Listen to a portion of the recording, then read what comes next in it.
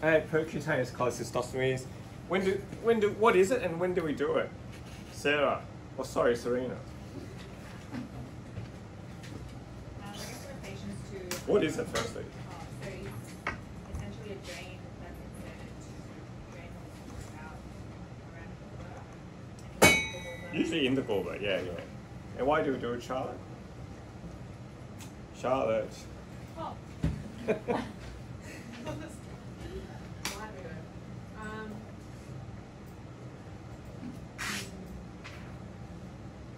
Denby, why, when, where, how? We usually do it to depressurize or empty out the gallbladder in the setting of someone who has acute cholecystitis and they're particularly unwell and wouldn't be appropriate for operative intervention. And it's usually introduced through the skin and then through the hepatic parenchyma into the gallbladder through the wall. Wow. Costa, where would you do it? When? Yeah. How many of these have you done? Personally performed. Yeah. Oh, but that's not very common, is it? So when, why, how often? Yeah, go for it. Now, where your camera So was. either they're so unwell from their cholecystitis that they wouldn't be fit for an operation, or they're so comorbid that they wouldn't be fit for an operation. Those are the two situations, and you can do a severity assessment on the cholecystitis based on Tokyo guidelines. And if it's severe, then you can consider a precutaneous cholecystostomy. But it's You could give it a tune on Tokyo guidelines. But yeah, it doesn't happen very often commonly. These days, even if they're pretty sick, we usually just get the gallbladder out because it's easier. Well, it's not easier, but you don't have to worry about coming back later on to get the gallbladder out later. You just do it all in one go rather than taking 2 goes at it. But sometimes when they're really unwell or if there's an anaesthetic partial contraindication, then this is a get out of jail card for acute cholecystitis or gallbladder empyema, where you want to get the infected or inflammatory fluid out and get the patient out of jail, which we've got one at the moment. Now, Denby's talked about the tube going through the skin and through the liver into the gallbladder. Why would we put a tube through the liver, Serena? Why would we just put a tube in to the gallbladder like this and drain it out?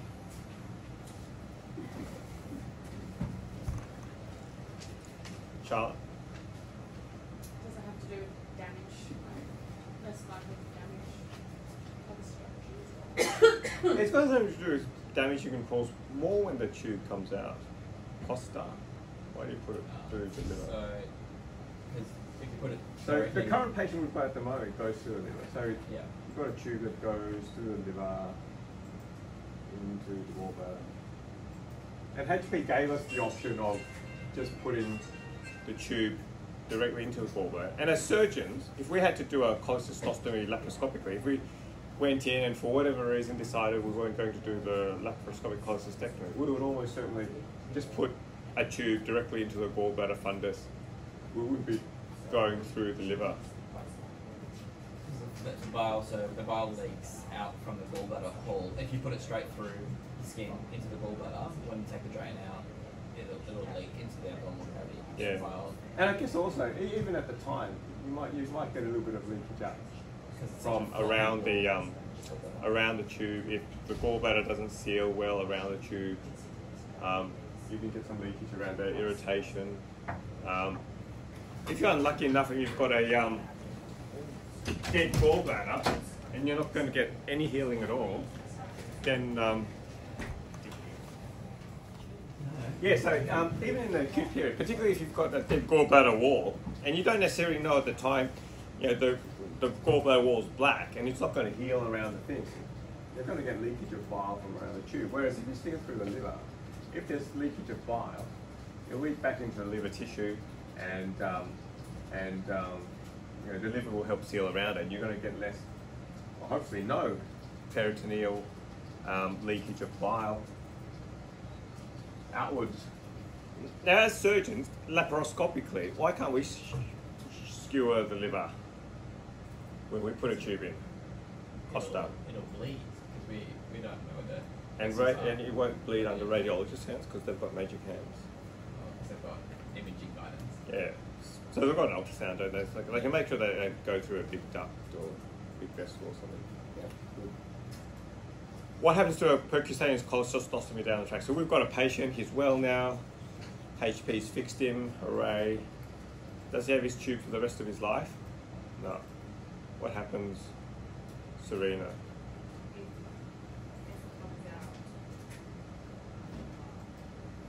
2 years, 5 years, 10 years. In a few weeks. Yeah, it's about 6. We usually leave it for at least 6 weeks, and hopefully a tract is formed up to the skin.